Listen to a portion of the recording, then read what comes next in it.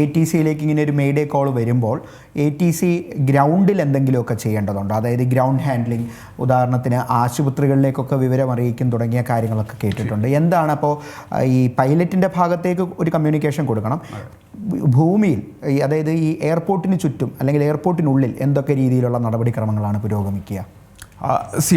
അത് ഈ മേഡയുടെ സിറ്റുവേഷൻ എവിടെയാണെന്നുള്ള, ഇപ്പോൾ ട്രിവാൻഡ്രത്ത് നിന്ന് ദുബായിലേക്ക് പോകുന്നൊരു വിമാനം ഒരു 150 നോട്ടിക്കൽ മൈൽ ദൂരെ പോയി കഴിഞ്ഞു എന്ന് പറഞ്ഞാൽ ഏകദേശം ഒരു 20 മിനിറ്റ് 25 മിനിറ്റ് ദൂരെ എത്തിക്കഴിഞ്ഞു.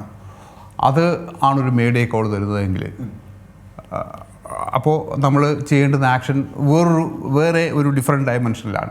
അപ്പോൾ ഇമ്മീഡിയറ്റ്ലി നമുക്ക് ഇവിടെ ഒന്നും ചെയ്യാനില്ല, ഇവിടെ ഒന്നും ചെയ്തിട്ട് കാര്യമില്ല. Aircraft have to come back. അറബിക്കടലിലേക്കാണ് നിൽക്കുന്നത്. അപ്പോൾ അവിടെയുള്ള കാര്യങ്ങളാണ് അറേഞ്ച് ചെയ്യേണ്ടത്. അപ്പോൾ അതിൻ്റെ താഴെ ഒരു വിമാനം ഉണ്ടാവും, അല്ലെങ്കിൽ അതിൻ്റെ സൈഡിലൊരു വിമാനം ഉണ്ടാവും. അപ്പോൾ അതിനെയൊക്കെ അങ്ങോട്ടും ഇങ്ങോട്ടും മാറ്റുക, അങ്ങനെയുള്ള ആക്ഷനുകളായിരിക്കും അപ്പോൾ ചെയ്യുക. അപ്പോൾ നമ്മൾ പിന്നെ ഹോസ്പിറ്റലിനെ അറിയിക്കുകയോ അതിനൊന്നും യാതൊരു പ്രസക്തിയുമില്ല. അപ്പോൾ അത് എങ്ങനെ തിരിച്ചിങ്ങോട്ട് വരുമോ, അത് അങ്ങോട്ട് തന്നെ പോവുകയാണോ, അത് അവിടെ തന്നെ ഡിസ്പോസ് ചെയ്യാനാണോ അത് പ്ലാൻ ചെയ്യുന്നത്, അങ്ങനെയുള്ള കാര്യങ്ങളെപ്പറ്റി ഉള്ള ഒരു പ്ലാനിങ് ആയിരിക്കും അപ്പോൾ നടക്കുക. അപ്പോൾ ഈ മേഡേക്ക് നമ്മൾ പറയുമ്പോൾ ഒരു ഫിക്സ്ഡ് ആൻസർ ഇല്ല. മേഡേ വിളിച്ചാൽ പിന്നെ ഇനിയിപ്പോൾ നമ്മൾ ഇതൊക്കെയാണ്, അങ്ങനെയല്ല.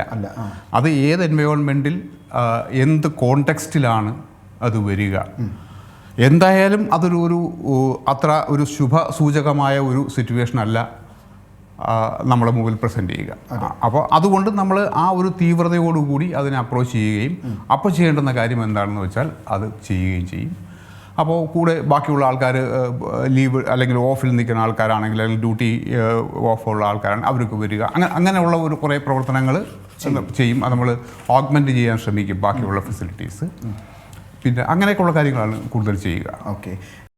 ഏറ്റവും പുതിയ വാർത്തകളും വിശേഷങ്ങളും വിരൽ തുമ്പിലറിയാൻ സീ മലയാളം ന്യൂസ് എല്ലാ ഡിജിറ്റൽ പ്ലാറ്റ്ഫോമുകളിലും ലഭ്യം.